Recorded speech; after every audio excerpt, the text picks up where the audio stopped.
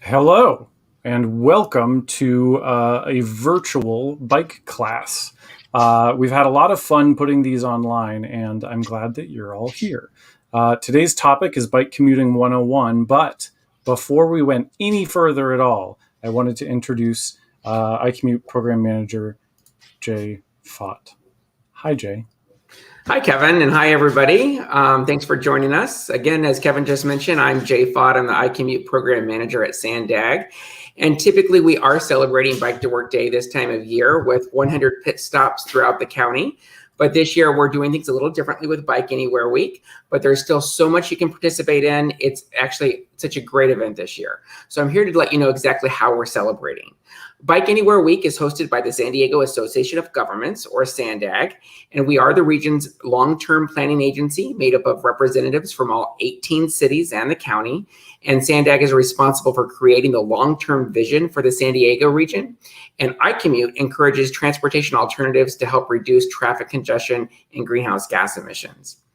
Now, in an effort to keep everyone safe this year, we have shifted gears for 2021 with Bike Anywhere Week. We've created a combination of self-guided bike activities and virtual events to encourage people to get out and ride safely. So go by bike to work, to school, to the store, to the beach, or just around your neighborhood, wherever you want to go. We just hope that you'll explore your community and discover why the San Diego region is one of the best places in the country to go by bike.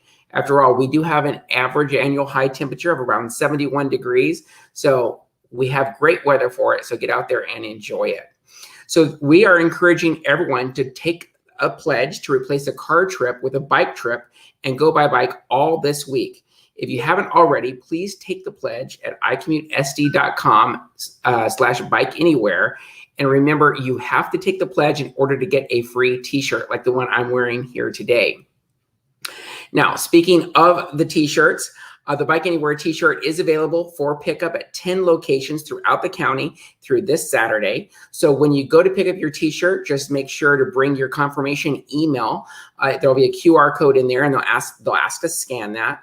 Wear a mask, and if you can, consider biking to pick up your t-shirt. Please check the map on our website for business hours, as each location does vary. For example, the downtown location is not open on weekends. So be sure to check those hours. Now, thanks to our partners this year, we've really got some great prizes and contests for you this week. The first one that I want to talk about is the t-shirt selfie contest. So share a selfie in your SANDAG Bike Anywhere t-shirt, Bike Anywhere Week t-shirt for a chance to win a spot in the Pedal Ahead electric bike program. We're also giving away a safety gear package that will include a helmet, night rider lights, a bike lock, reflective vests, and a pinhead locking system. And that's courtesy of our partner, Rider Safety Visibility. This year, we're also using the Love to Ride platform so people can log their trip and win even more prizes.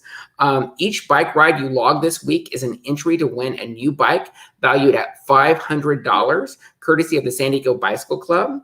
You can also win bike shop gift cards, commuter backpacks, and other great prizes just for logging your trip.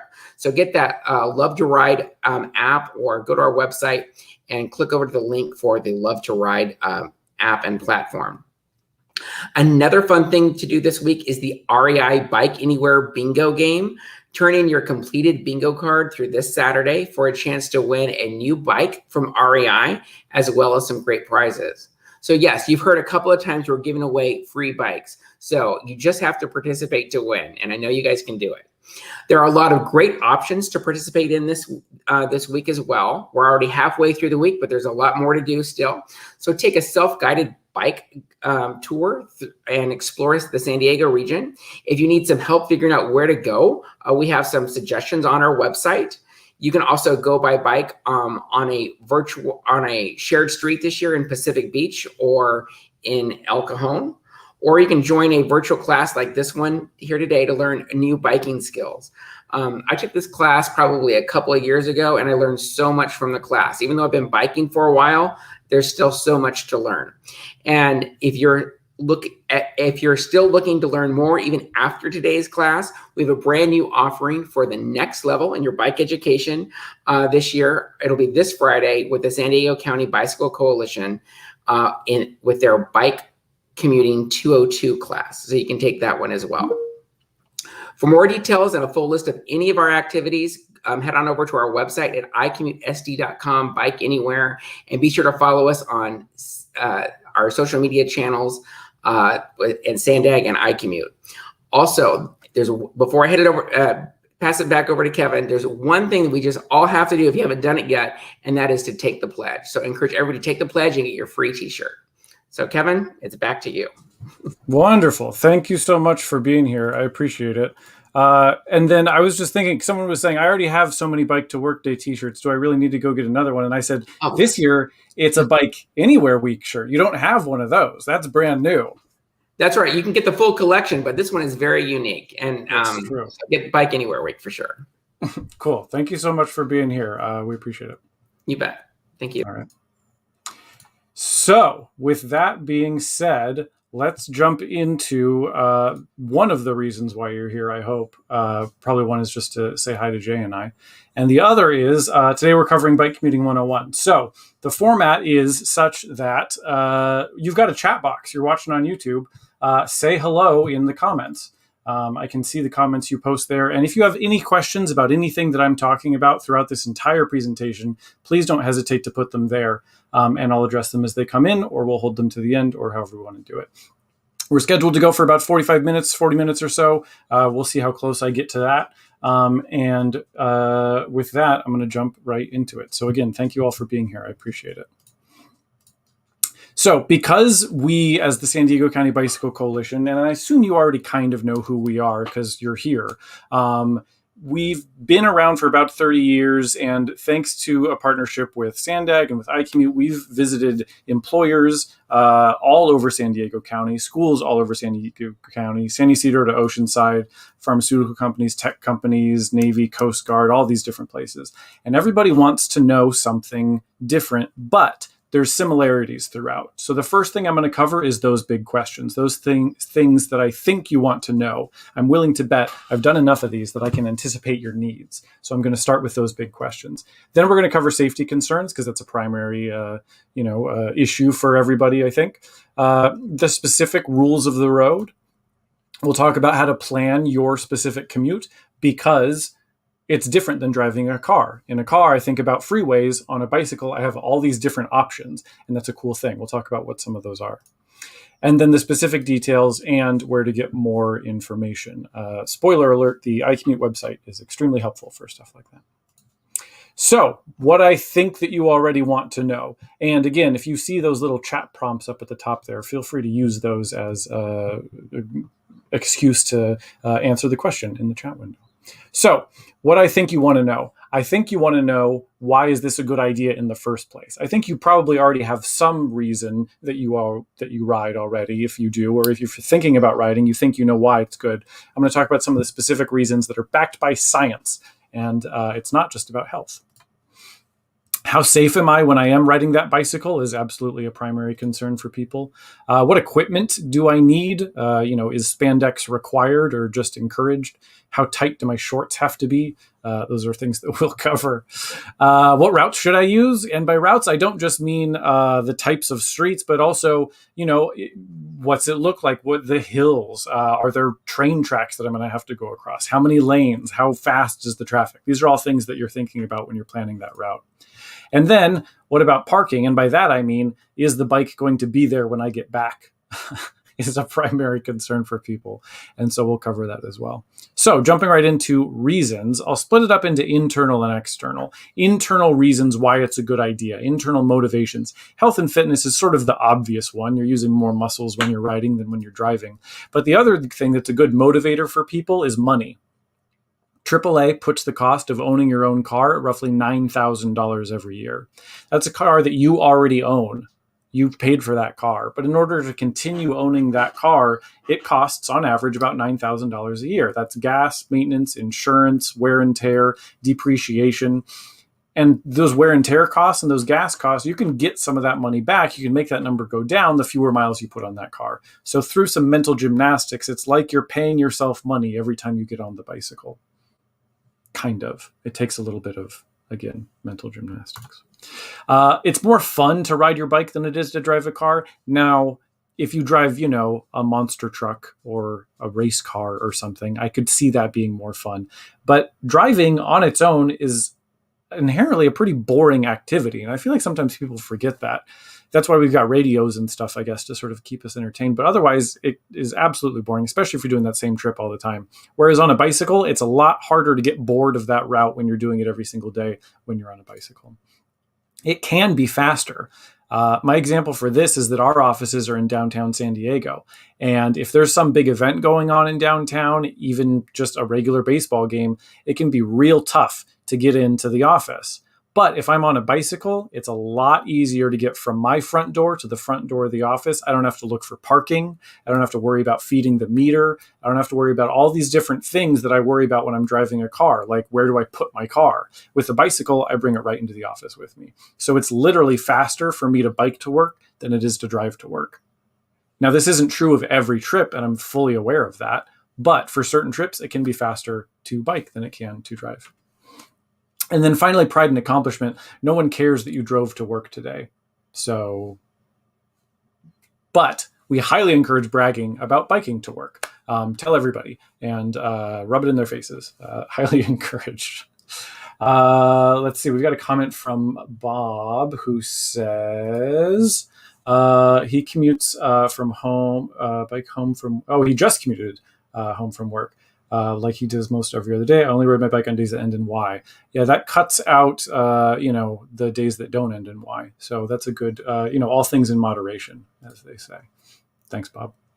So those are internal reasons. As far as external reasons, we're looking at other people and we're saying, how are we helping other people by being on a bicycle? Well, again, there's an obvious one about not burning gas and the environment and things like that. But essentially, every person on a bicycle is one less person in a car taking up space in traffic.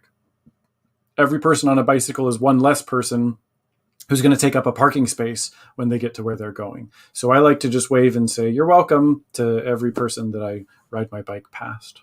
Less reliance on oil, but then also the other one that I like to talk about is for businesses.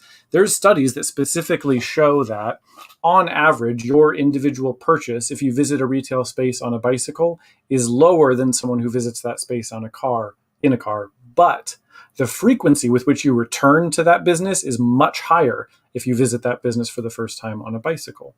That's because, I believe, that you feel a lot more connected to the community when you're driving a bicycle. When you're in a car, you're not only removed because you're in a little box, but you're also probably on the freeway, which is inherently not a part of the community that it goes through. But on a bicycle, you see a little sign, strawberry patch 1 mile this way. Let's go check out the strawberry patch, whatever it is. I rode my bicycle across the United States of America. I did this more than 10 years ago now, so I feel like I have to stop bragging about it at some point, but we're not quite there yet, so I'm going to keep on bragging. And one of the best things about traveling long distances by bicycle is being so much more connected to the world in which you're traveling through. So you're waving at people, you're stopping and talking to people. It's a lot easier to be connected to your community when you're on a bicycle, and I think that's a good thing. All that being said, safety is everyone's primary concern. Fully aware of that. Things like bicycle riders not knowing the rules, things like car drivers not knowing all the laws, things like car drivers not paying attention. As I mentioned before, road conditions, potholes, hills, even freeway on-ramps and off-ramps. And then the bike itself, is it going to fall apart? How do I know? And then in an emergency, what are my backup plans? At this point, iCommute always likes me to mention their Guaranteed Ride Home program. And if I get a second, I'll put a link to the Guaranteed Ride Home program in the chat window so everyone can see that, but it'll just take a second.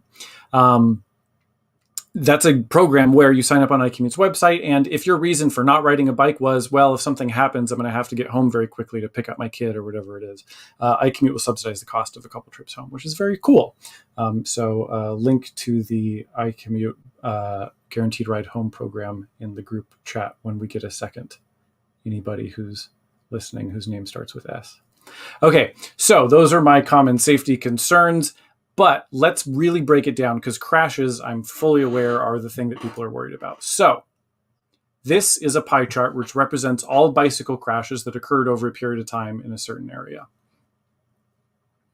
The first thing to notice is that the most common cause, the most common type of bicycle crash is also the most embarrassing type of bicycle crash.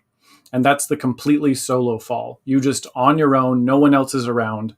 Hopefully no one films it and puts it on YouTube. It's very embarrassing.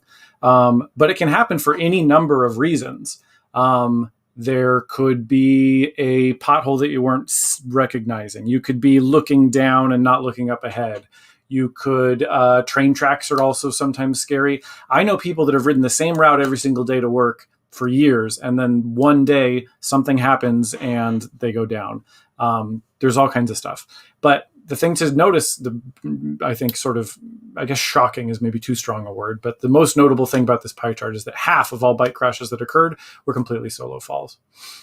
There's a small little gray section at the top there that's not labeled. That's actually bike versus pedestrian. It's like 1 point something percent. Those of you who feel like it could add up all the numbers and then tell me what percentage is missing, and then I'd know what percentage of crashes are pedestrian versus bike crashes. A little homework for you. Bike versus parked car is 4.3%. I know people that this has happened to. Certain directors of certain organizations that will remain nameless have ridden into the back of parked cars before. If you've ever been chased by a dog, it's no fun. It definitely happens in more rural areas as opposed to more residential areas, but I know people that have been chased by dogs. It's no fun. That's 8.6%. I bet it's not all dogs. And then my question is, what's the second most likely animal to be chased by that's not a dog? I would love to see the statistics on that. That's interesting. What do you think? Sylvia, hold on, you're muted. Go for it. Okay, one time I was chased by a possum. It was an East Coast thing, but biking at night, you get a lot of raccoons and possums that come out, and they see stuff moving, and they get a little excited. That's entertaining and terrifying at the same time. So 8.6% is bike versus animal. And then the last thing to notice is the odds of you getting into a crash with another bicycle are almost equal to the odds that you get into a crash with a car. So bike on bike crash is 18.3%. Bike on car crash is 19.4%. So bike on bike could be someone riding against traffic, riding on the wrong side of the street and riding towards you and getting tangled up. It could be two people riding next to each other, riding too close. It could be someone following behind and the first person stops short without saying anything, taking turns too tight. These are all reasons why bike on bike crashes happen. That being said, that's not the scariest part, and I'm aware of that. The scary part is bike versus car, that 19.4%. So let's take that 19.4% and we'll blow that up just a little bit into its more specific details. Hope you like complicated charts and graphs. Just kidding, it's not that complicated. So this is Oceanside specifically, but we've found it's fairly universal across San Diego County. The first thing to notice about this pie chart, which represents the causes of all car versus bike collisions, is that it's split up into two sections, blue and red.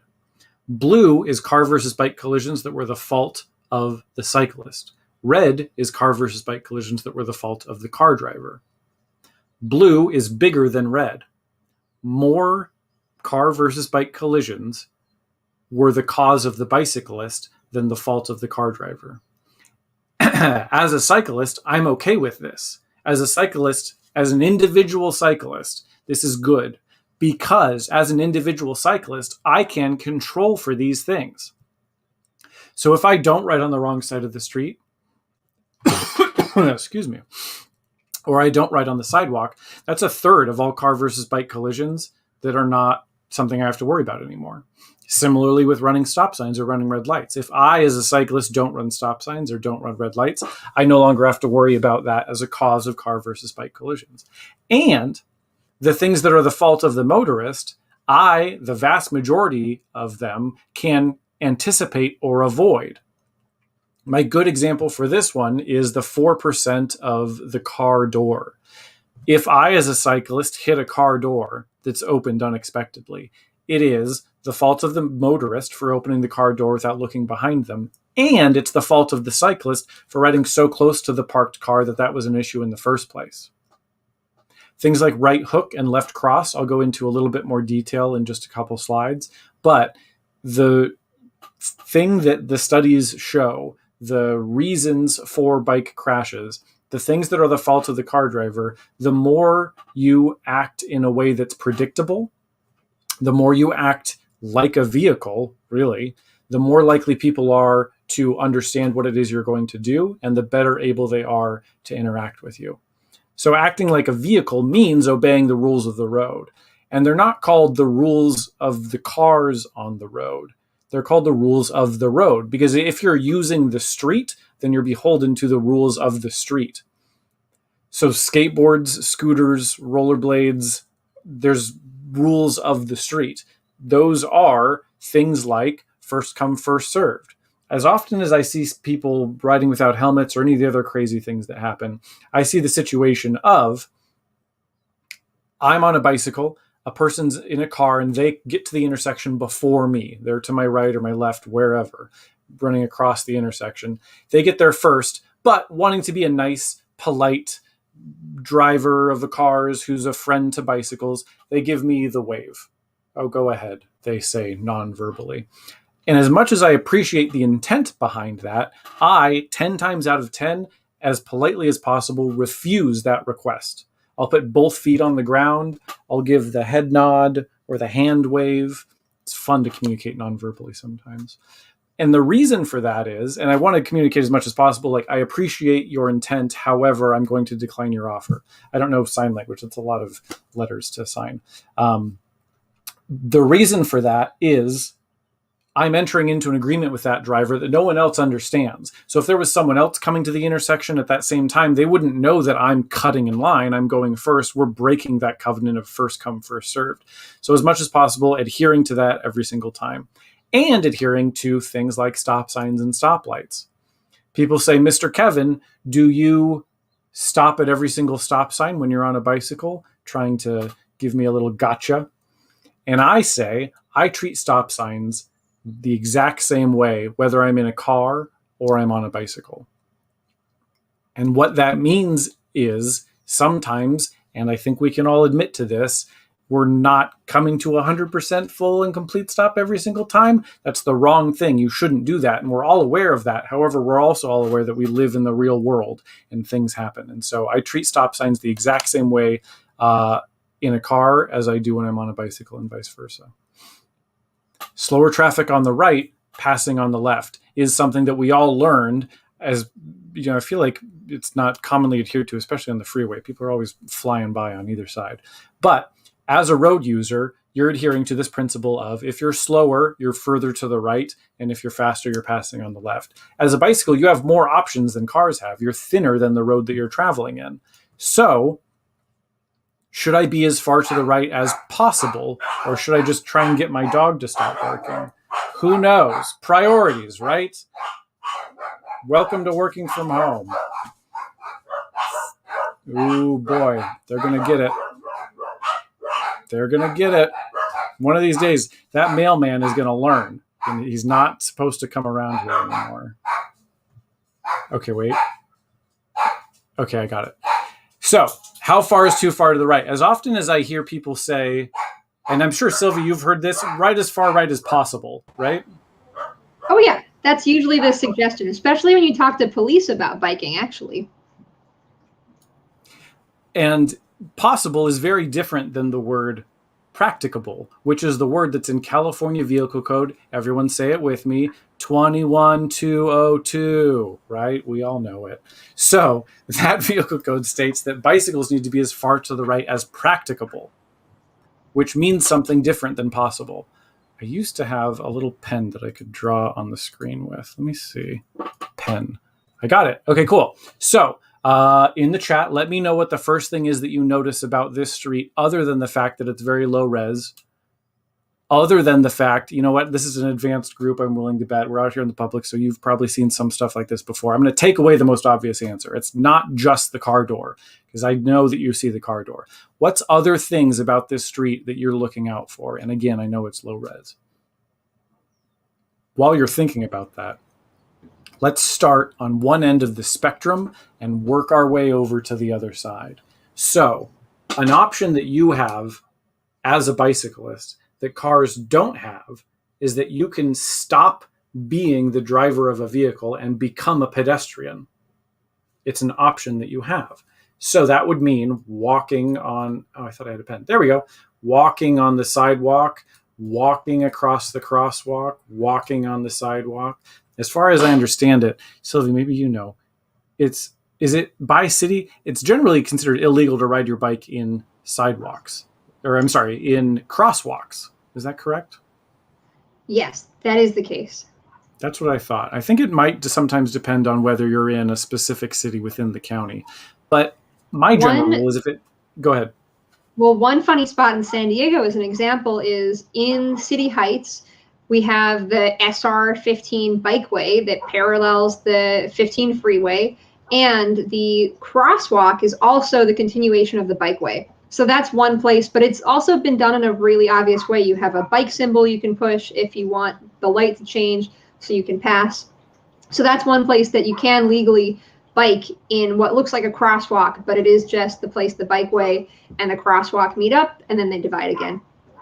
I feel like generally if it has walk in the name, it's probably not designed for bicycling. I don't know. So I know that people have done this. Get off the bike, walk with the bicycle. Now, it presents its own set of challenges because at some point you're going to have to get back into the road and start riding your bike again. And when you do that, it's going to be in a place that's probably a little bit unexpected. But maybe the hill's too big. Maybe there's freeway on-ramps or off-ramps. Maybe the volume of traffic got too high. All those things are things that would cause you to take that drastic step of no longer being a bicyclist and become a pedestrian. Great. Okay. So we're not recommending that. It doesn't always work. And it presents its own set of challenges. It's a lot slower also. So let's move one tier up and we'll say, okay, we're going to be in the street, but we're going to ride our bike as far to the right as possible. So now we're going the curb, around the parked car, back to the curb, around the parked car. Oh no, the door opened. And then we're back and we're back and we're back and we're back. So we're unpredictable. We're essentially invisible when we're in between those two parked cars because you're not even a thought. And then all of a sudden you're in traffic again and then no one can see you and then you're in traffic again. Extremely unexpected. No one knows what to do. You're not riding predictably. In fact, if you're taking notes right now, predictably, that's your word of the day. Everyone say it with me. Predictably. Okay. And obviously, we've got this car door here. My fun fact that's not so fun about the car door is that it's not hitting the door that oftentimes causes the injury. It's the swerving into traffic unexpectedly to avoid the car door and then being in a position where no one expects to see you and having a collision that way. How fast can I draw a car? How's that? Does that work? Look at this angry person. Get out of my way. Okay. So that's not a line that we're going to follow. That's not the great way to do it. So let's say, okay, we don't want to be unpredictable. So we're going to take a straight line, but we're going to do it right next to the parked car. Oh no, we've got the open door of the parked car. That's an obvious one. So let's move one tier up. Now we're riding in a straight line. We're outside the edge of where the car door is. We don't have to worry about the car door. We're riding in a straight line. We're predictable. Why is this still incorrect? Why? And I'm looking for answers in the chat window. Why is this an incorrect line to take? This is the street. We see it here, and we're looking up ahead, and we're going to say, this is where I'm going to ride. Why is this line right here? Oh, why is that? There we go. If I'm taking that line, I'm out. It's not the car door. I'm still riding a straight line. I'm predictable. Oh, Sylvie has an answer. What's your guess, Sylvie? Because I know you don't know for sure, but if you had to guess, what would you think it was? And I know I'm not in the chat, but if I was in the chat, what I would say is I wouldn't want to be controlling this lane. I don't think I'd want to be in a place that someone could like pass me and kind of squeeze me back into that door zone. That's just my guess.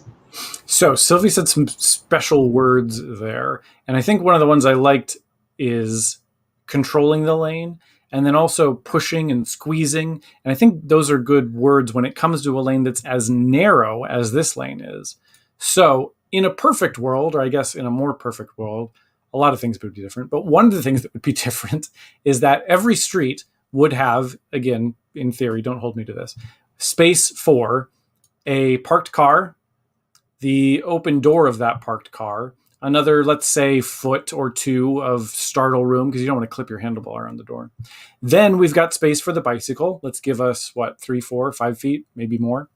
And then legally 3 feet of space that a car needs to pass the bicyclist, and then space for the car to drive, which if it's big, that's a lot. So all these things don't exist on this street. This street doesn't have space for a car door, space for startle room, a bicycle, 3 feet of space, and then space for cars to travel. So in this situation, when all these things aren't possible at the same time, you have some choices to make as a bicyclist.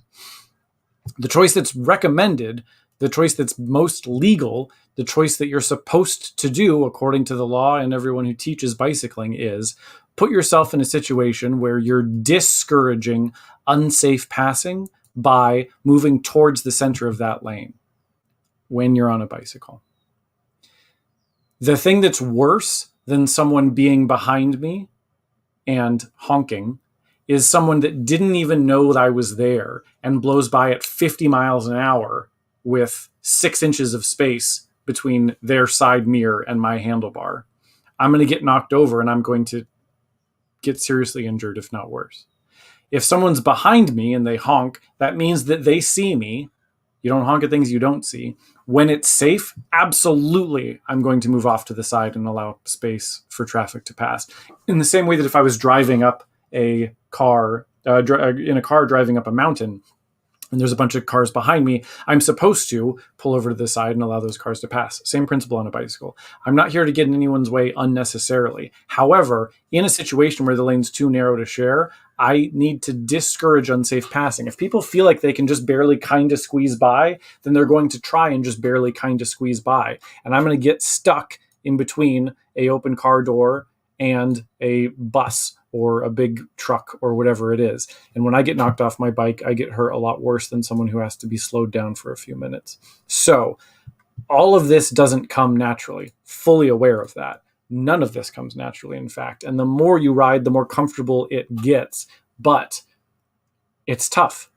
And my goal is, for those of you watching the class now, and for everyone who's watching this class in the future, I want choices to be made out of knowledge, not out of ignorance. So you're here in the world, you know what the law says now, you know what Mr. Kevin says now, and then you make a decision based on that knowledge.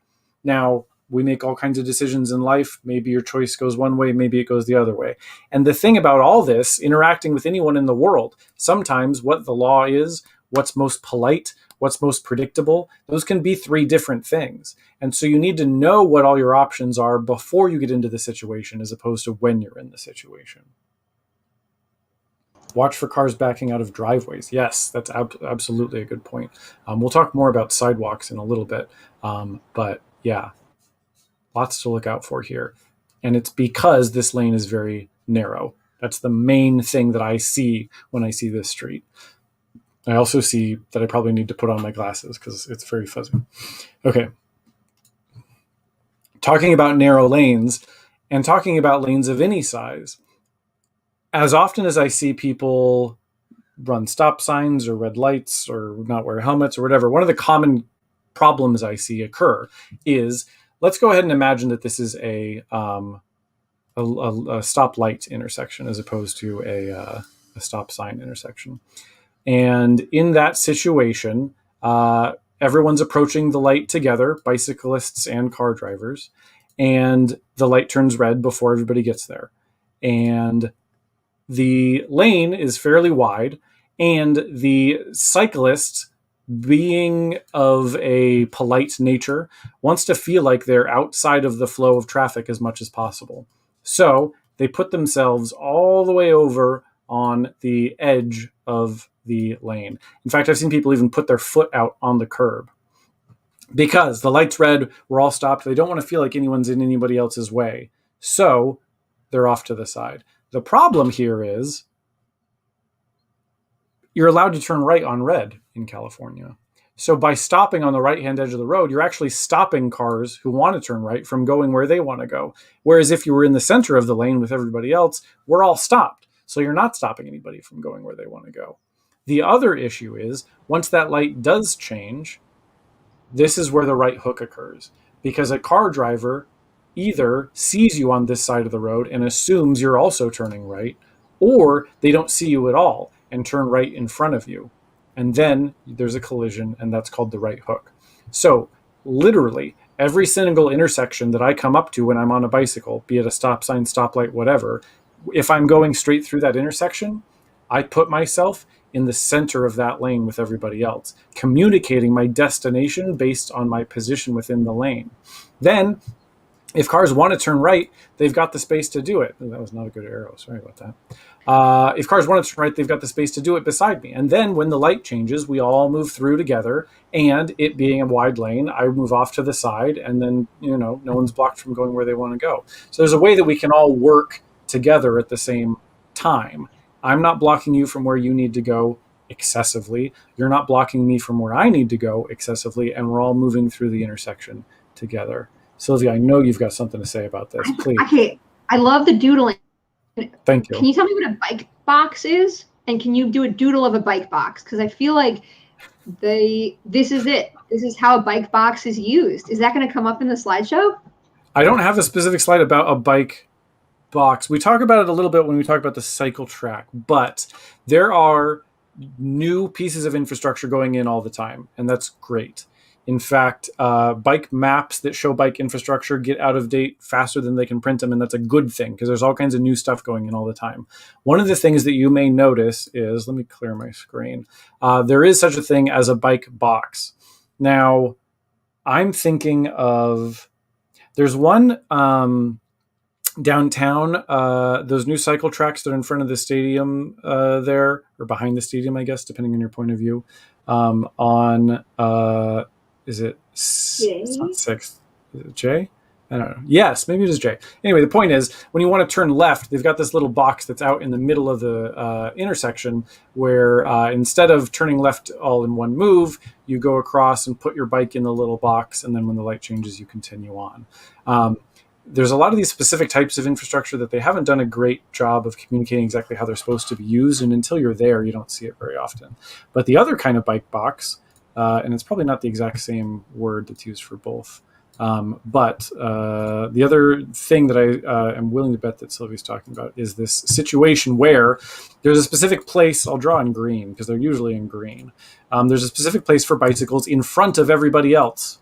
So it's got a little line here and then a big line over here.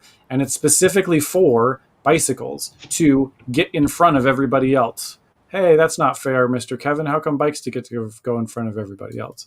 Well, a couple different reasons. One, we're now not preventing people from turning right, which is a good thing. Everybody likes that. And it's because bikes are better than cars. Ha, ha, ha, ha. No, I'm just kidding. Sorry. Forget I said that. Don't quote me. The point isn't for anyone to get in anybody else's way unnecessarily. The point is for us all to get to our destination safely. And so if we're doing that in a way which is communicative, if we're doing that in a way which makes us predictable, then that makes sense. But part of being predictable is not only obeying the road signals that are on the street, but making sure everyone else on the street understands the road signals as well. So keep an eye out for the bike boxes. When you see them, they're a good indicator of where you're supposed to be when you're on a bicycle. And there are just more and more of them going in all over the place. Cool. That's lane positioning within the lane when you get close to intersections. The other thing about positioning is there are different lanes that go different places. So if I wanted to turn left and I was coming up to an intersection and I was on a bicycle, I have a bunch of options. I could turn right and then make a U-turn where it's legal and then go straight. I could, let me see, let me get a different color here. Maybe this is still good. Okay, I'll turn right, and then I go around and go around the block completely, make another right, and then go that way. I could go straight and make a U-turn. I could get off the bike and walk across the intersection, and then walk across the sidewalk and go that way. Or I could do the thing that's expected of me, the thing that vehicles are doing, the thing that I would do. Sometimes it helps me to remember, where would I be if I was a slow moving motorcycle? If I was a Vespa that had engine trouble, where would I be in the street if I wanted to turn left? I wouldn't turn left from the middle of the straight through lane. I definitely wouldn't turn left from the right hand lane. I'd be in the center of the left hand turn lane with everybody else. And when the light changed, I'd turn left. And when this lane is wide enough, I'd move off to the side and allow traffic to pass. But I'm communicating my destination based on not only my position within the lane, but the lane that I choose. It sounds simple. Of course, you turn left from the left-hand turn lane. But when you're on a bicycle and it's got 4 or 5 lanes across and you're coming up to the intersection, everyone's moving way faster than you, none of this stuff comes naturally. And it takes time to get comfortable making left-hand turns, especially. So do it more. And if you're riding the same street more and more, it gets easier as well. Being able to anticipate road speed, your speed relative to other users of the road, being able to anticipate the volume of traffic. All these things are important because different situations can occur on the same street. So making sure you're communicative, making sure you're predictable, all these things are going to make you a safer road user. You don't have to sell your car to ride your bike more. You don't have to buy spandex to ride your bike more. You don't have to make a new life for yourself and change your whole identity and be a bicyclist, and that's all you do. You can work this stuff into what you're doing already.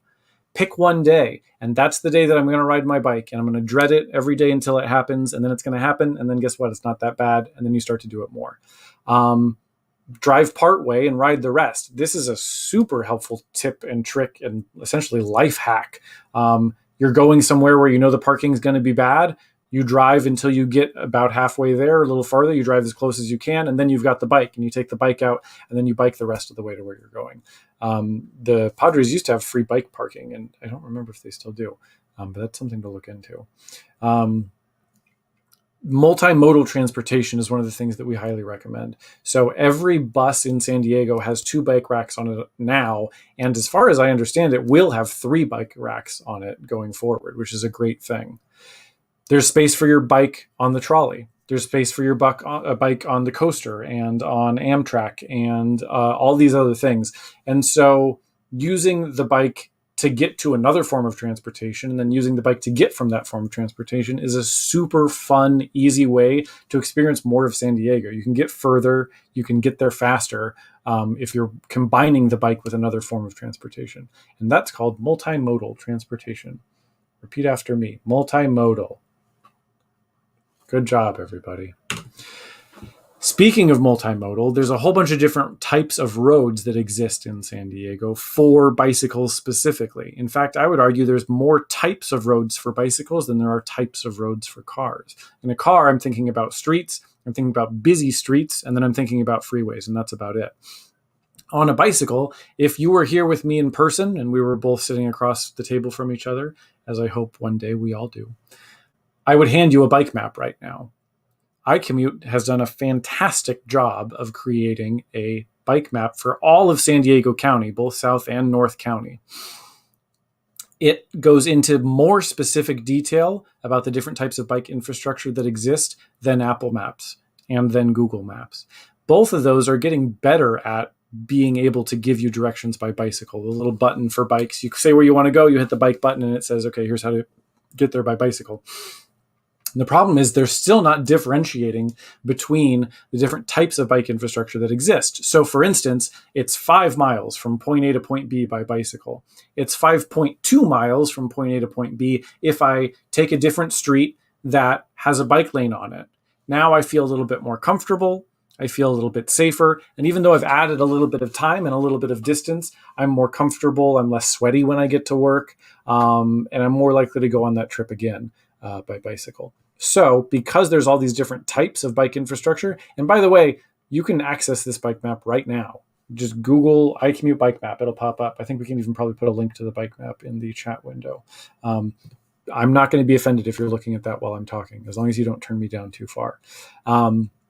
There's different types of bike infrastructure that exist, and so I'm going to show you what those are. The first is, the first one to tell me where this picture was taken gets a gold star. The first is a bike path. Bike paths are defined essentially by their lack of car traffic. So you're going to find people walking their dogs with long dog leashes and people jogging probably. But what you won't find is car traffic. So if this was something that existed in between where you live and where you're going, great. It's probably something that exists at least for a little bit between where you're going, and you could stretch your trip in order to find one of these, and they're all over the place. Sylvie, did you have a specific idea about this one? Yes, I believe this is Ocean Beach by Dog Beach, and it's the San Diego River Bikeway. Is that what it's called? Do I get points? I think River Trail, so no points for you. Okay, fine. One of the fun self-guided bike tours that you can find on iCommute's webpage, the Bike Anywhere Week page, specifically takes you on this San Diego River Trail, River Path. Maybe it is the River Path. Anyway, it's great. And you can get from Ocean Beach, from Dog Beach, all the way out to SDSU, and you're on a completely separated facility pretty much the entire way. It's fantastic. It's got a great view. It's very cool. And it's oftentimes at certain points got these signs for directional arrows, different places that you can get to on the bike, which is very cool. Again, you're probably not going to be on this the entire time that you're riding unless it's just a recreational ride, but it's one part of bike infrastructure that you can work into your routine. Class 2 is bike lanes. Points to the first person who in the chat can tell me where this picture was taken. So the bike lane is essentially just paint on the road. There's no physical separation between where the car is and where the bike is. The one special thing to notice about the bike lanes, and this goes back to that slide about the right hook, bike lanes become dashed before intersections. The reason that they're not a solid line and that they're dashed before you get to the intersection is it's to let cars know if they're going to turn right, they're allowed to move across that bike lane to get into the right-hand turn lane. And it's to tell bicycles, if you're not turning right, you should leave the bike lane and get into that center lane in order to communicate your destination. Get into the center of the through lane and let people know this is where I'm going. And then after you get to the intersection, you move back to the bike lane again. But that's why it's dashed. Anybody know where this picture was taken? The clue is very, very tiny. You probably can't even see it, but it's right there. University Heights, that's the trolley sign. And in fact, now that I realize it, this is probably even harder because this church doesn't even exist anymore. They knocked it down and they're going to build condominiums. Yay, progress. The other thing to notice about this picture is that there's parking for cars allowed next to the bike lane. So if a car was parked here and it was a nice big car and then it opened its nice big car door, that would cover part of the bike lane. So that wouldn't be where I'd want to ride my bike because I'd have to worry about the car door opening. Just something to keep in mind. It's not going to protect you from things. It's just letting you know where you're probably supposed to be. Ooh, I've got a North County picture coming up, so hold your horses. The class 3 is bike routes. So these don't have any specific infrastructure on the street. It's just the sign on the side. It'll oftentimes, in addition to saying the words bike route and the picture of the bicycle, directional arrows. So UCSD, 1 mile this way, Balboa Park, 2 miles this way. It's a good reminder that you're where you're probably supposed to be. And it ends up being sort of a self-fulfilling prophecy in that the sign is there, so more people ride their bikes there. So car drivers are better able to interact with the bicycles that are there. They're more likely to expect them there. So then more people ride their bikes there, and so on and so forth. Turn, turn, turn. Isn't that a song? Something about a wheel turning? I don't know. So these are probably the most common because they don't have any specific infrastructure on the road. It's just the sign. But there's a lot of these, and it's, again, a good reminder of you're probably where you're supposed to be if you're traveling by bicycle. Then class 4 is the most exciting type, I would argue, and also the newest type. So far, we've got these on 6th and Beach and J, and there's more of them coming in. That's Jay the street, not Jay the person we met earlier. So there's more and more of these going in all over the place. And the reason that that's a good thing is because in the same way that if this bike path only was on, one part and it didn't get you all the way to where you want to go, if the cycle track only exists on one street, it's not going to get you all the way to where you need to go as well. So there's part of the downtown mobility project, which is happening, and that's going to connect a whole bunch of different separated cycling facilities, so that if you are at home and you want to get to work, you can have the majority of the time that you're on a bicycle be in one of these separated facilities. What they've done essentially is swapped where the car parking goes and where the bike lane is. You remember in that other picture, we had car parking next to the curb, and then we had places for the bikes, and then we had places for the car. We've swapped them. So now pedestrians get the sidewalk, bicycles, and let's be honest, scooters and skateboards get this two-way separated cycling facility. And then we've got the barrier, and then we've still got places for cars to park as well. So I don't have to worry about my speed relative to the speed of the car traffic because I've got my own thing I'm doing over here. You're still going to deal with intersections. You're still going to have to deal with cars at intersections. And at a lot of the intersections, at some of the intersections, I should say, they do have the they've got bike signals. So it's a little button that you press, and the light turns green for bikes first, and then it turns right for cars. This is to prevent cars from right hooking you. And it's also because bikes are slower, and so they want to give you a little bit of a head start, which is kind of fun. So this is downtown, 6th and Beach and J. And then the last one is specifically unspecific. It's neighborhood streets. That's not something you're going to find on the bike map, but it's something to remember that in a car, I'm thinking about freeways, and on a bicycle, if I didn't want to take El Cajon Boulevard, Mira Mesa Boulevard, Encinitas, any of those major thoroughfares, and instead I would go 1 or 2 blocks over, and now I'm on Howard or one of those other neighborhood streets. There's probably maybe not even a double yellow line. There's definitely no stop lights. There's more stop signs. The volume of traffic is slower. And so if I'm trying to get around on a bicycle, these are things that I'm probably looking for as opposed to using those busier thoroughfares. Who can tell me where this picture was taken? Any guesses on that one? I'm calling special attention to it because someone with a name that I can't pronounce in the chat might know. So, sharrows are great. They spent a lot of money putting them all over the place. They didn't spend a lot of money telling people what they mean. If you think you know what a sharrow means, and I know that some of you are watching do, if you think you know what it means, put your answer in the chat now. Let me know what you think when you're driving a car or driving a bicycle and you see this symbol on the road. What thought goes through your head? What do you assume that this sign means? I'm legitimately asking you. Please put your answer in the chat because I always like to see what people think. What I wish it was a speed boost, like you'd ride your bike over it and then it'd make you go double fast, like Sonic the Hedgehog or something. But we don't have that technology yet. One day, we have to look to the scientists, and they're going to tell us. Encinitas to my first question, which is where is this picture, and sharing the road with cars to my second question, which is what does sharrow mean? Yes, excellent. This picture specifically, I believe, in fact, if it's not Encinitas, I was under the impression that it was closer to Oceanside. There's a little tiny bike path over here, just ends in a wall up there. We're heading towards the coast here. So share the road is great. And that's probably one of the most common answers I get when I ask people, what does this symbol mean? They say it means share the road, or it means bikes can use this road. One of the things you'll notice is this sign here, which if you can read it, says may use full lane and a picture of a bicycle. That's different than a sign that says share the road. And as far as I understand it, they're moving away from using share the road and moving towards bikes may use full lane because it's a little less ambiguous. And that's our clue as to what the sharrow means. They only put them in places, they only put them in certain lanes and not in other lanes. The reason you'd see a sharrow on the road, oh, Dr. Bob Johnson beat me to it. Bikes allowed to take lane. Beautiful. So, as specific as I understand it, If you see a sharrow in the lane, the only thing it means, the only information to take from that sharrow being in the street is this lane is not wide enough to share side by side with a car.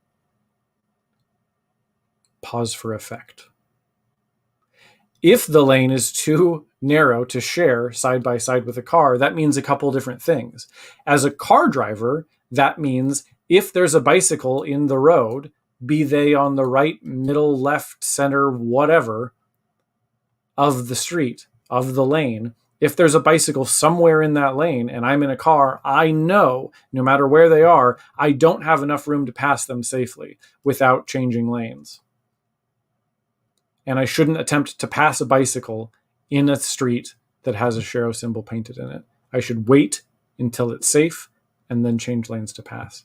As a cyclist, what it means when I see this sharrow symbol is I should probably be closer to the center of that lane, as we said before, our catchphrase, discouraging unsafe passing. On this street, we have a couple options. We've got the bike path, but as I said, that ends in a wall right there. We wouldn't put ourselves in between that shoulder line and the edge of the pavement, because then you go 6 inches one way and you're in the dirt and going to fall, and you go 6 inches the other way, and then now all of a sudden you're in the traffic lane where no one expected you. And you wouldn't be on the right-hand edge of the lane, because again, there's not enough room for a car and a bicycle to be side by side.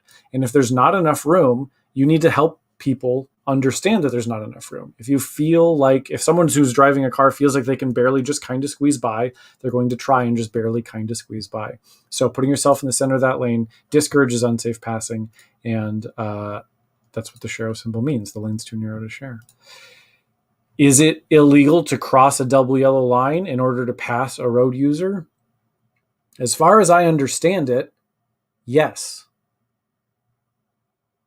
Now, there are people who are looking to change the legislation to get more specific. This is going to change based on your state and based on your city. But as I understand it, if you're crossing a double yellow line in order to pass a slow-moving vehicle, that's not something that's recommended. That being said, as I said before, what the law is, what's most predictable, what's expected of you, what's most polite, those are all sometimes different things. So make a decision based out of knowledge, not out of ignorance. If I know that the lane's very narrow and I'm on a bicycle and I'm going uphill and I'm going super slow, I'm going to move off to the side and maybe even get off my bicycle if there's a whole bunch of cars behind me, because that's the polite thing to do. Is that the most expected thing to do? I don't know. But I'm not here to get in anybody's way unnecessarily. I'm here to get in people's way necessarily, if that makes sense. Okay, I'm going to skip through these last couple slides because we're just about out of time. Sidewalks. It's illegal to ride your bike on the sidewalk in a business district. It's legal to ride your bike on the sidewalk in a residential area. However, every driveway is an intersection. We had people mention driveways before. Every driveway is a place where a car is allowed to drive on the sidewalk. And cars driving on the sidewalk are looking for other pedestrians, or looking for pedestrians. They're not looking for bicycles. So we do not recommend riding your bike on the sidewalk unless you're a very young child learning to ride their bike, I guess. But even then, find a blacktop or a parking lot or something. Flat tires are bad, but not knowing how to change a flat tire doesn't prevent you from driving a car. So it shouldn't prevent you from driving a bicycle either. We have bike classes that teach people how to change flat tires. We can do that for you. But know that there are options if you do get a flat. Call a friend, put the bike on the bus, lock the bike and come back. Walk the bike to the nearest bike shop, whatever. There's options. If you are going to lock your bike, you're locking down all the parts of the bike that are removable, not just the front wheel. Because if you only lock the front wheel, you'll only have a front wheel when you get back. And that's hard to ride a front wheel. Helmets are great. Wearing helmets is even better. If you're under the age of 18, you're required by law to wear a helmet. And if you're over the age of 18, you get to make all kinds of silly decisions. We recommend that you wear a helmet every single time you're on a thing with wheels. But Kevin, what about a car? Yeah, you know what? Why not? Wear a helmet when you're in a car. Communication is great. Knowing hand signals is great, but being able to communicate is even better. So if I put my hand out to the left and then swerve across 4 lanes of traffic, that's not communication. But if I look behind me, make eye contact, give a little wave, and point to the ground, someone who's behind me knows that something's going to happen in that general area. So knowing the hand signals is great, but communication is my second word of the day. We've got 2 words of the day. Predictability, or predictable, is word number 1. You all remembered that and wrote it down and highlighted it, I'm sure. And word number 2 is communication. Communicate with your eyes, communicate with your voice, communicate with hand signals, and communicate with your position within the lane. If I'm in the center, people assume I'm going to go straight. And if I'm on the left, people assume I'm going to turn left. Look at the size of this leg muscle here. It's intimidating. You see that? Yikes. Okay, so for more information, iCommuteSD.com/event/bike month. That's bike month specifically. But they, on the iCommute website, have that bike map, which I'm sure you've already looked at because you've followed my instructions. Love to Ride is something that I'm going to have Sylvie give us 2 minutes about real quick. And then also our website is the San Diego County Bicycle Coalition, sdbikecoalition.org. We've got all kinds of events. Please subscribe to our YouTube channel. Don't go away. Sylvie, give us your top 3 things to know about Love to Ride. Okay. Love to Ride is an online platform that has been specifically designed to get new people on bicycles, and it was designed to appeal to women. So that's a little bit of why I love it. Thing 2, it has a social media aspect, which is like maybe the highlight of most of my days. People post photos, people tell stories, people just engage, and they give high fives. You can high five again without touching. I love it. Virtual high five. Okay, final thing about it. Oh my gosh, one last thing. Oh, you can win stuff. All you gotta do is pedal, which most of y'all do anyway, and you can win things. Next week is Women Trans Femme Week. Every day that somebody goes out and bikes who identifies as women, trans, or femme, they can win something. This week, as y'all know, was SANDAG Bike Anywhere Week. I think I counted it, and it was like 28 chances to win things. That might even not be as many as actually exist, but we had bingo. We had just picking any day that you log a bike trip. We had selfie contests. It just goes on, and it's not done. You got a couple days left. So if you haven't, check out that Bike Month link at the bottom and find out how to win stuff just by getting involved in Bike Month. Okay. I think I like it. I love that it's essentially it's non-competitive. So it's everyone's getting together. They're all riding, but you're not racing. You're not putting each other down. You're lifting each other up. You're getting points for encouraging other people to ride. I think that's super cool. Okay. Any last words from anybody else on the panel? No, probably not. Okay, great. As I said, iCommuteSD.com/event/bike month, Love to Ride, and then the San Diego County Bicycle Coalition's website is super cool as well. We're a membership-based organization. Being a member is free, but also it's Bike Month, and so donations accepted. Thanks everybody for being here. We have the 202 version of this class on Friday at the same time. So please come back for that if you want to get into even more detail about your bike, how it works, where to ride it, and just how much fun it can be. Oh, boy, I've been talking for a long time. Kevin, you know so much about biking. It's astounding. I know a lot about biking, but I also literally enjoy talking about bicycling. And I've done it at like live events. I've done it in front of stadiums of people. I've done it in front of screaming 5th graders who have no interest in listening to what I'm talking about. So this is fun to be able to do it on a live stream. Thanks everybody for being here. I've noticed, like, since listening to you, because I listened to this class a couple times, it continues to change the way that I bike. I think the biggest takeaway is always that what I think is safest and what I feel deep down is safest is not actually statistically what is the safest thing. And so being reminded, each couple of weeks when I tune into this class with you, that the place that I think I want my body to be on a bike might not actually be the place that people see me and the place that's going to keep my body safe. That's huge. It's big. Yeah, I need that. We've had people take the class who ride their bike every day and are instructors themselves, and it's nice to sort of get these refreshers because, what's predictable, what's expected, and what the law is can sometimes be different. And so making decisions based out of knowledge and not making decisions based out of ignorance, I think, is super important. I used to think that if I saw someone riding their bike on the sidewalk, that meant they didn't know what they were doing. But I've realized when I see someone ride their bike on the sidewalk, what that means is the road infrastructure has failed in some way. If the road infrastructure was good, then people would feel comfortable riding their bike in the street because there was a separated bike lane or a regular bike lane or whatever it is. And if they don't feel comfortable on the street, then they're going to be in the sidewalk. And if they're on the sidewalk, then there's a whole separate set of problems. So that's a sign that when I see someone on the sidewalk, I think to myself, oh, that's a place where I should recommend that there's some new type of bike infrastructure. So there's a lot of reasons why people do things. Thanks, Kevin. Insightful. You're welcome. I'm going to go get a drink of water. Thanks, everybody, for being here. We'll see you hopefully all again on Friday, and also virtually on the Love to Ride platform. It's free, and you can win prizes. So please check that out. Thanks, everybody, for being here. We'll see you. Bye-bye.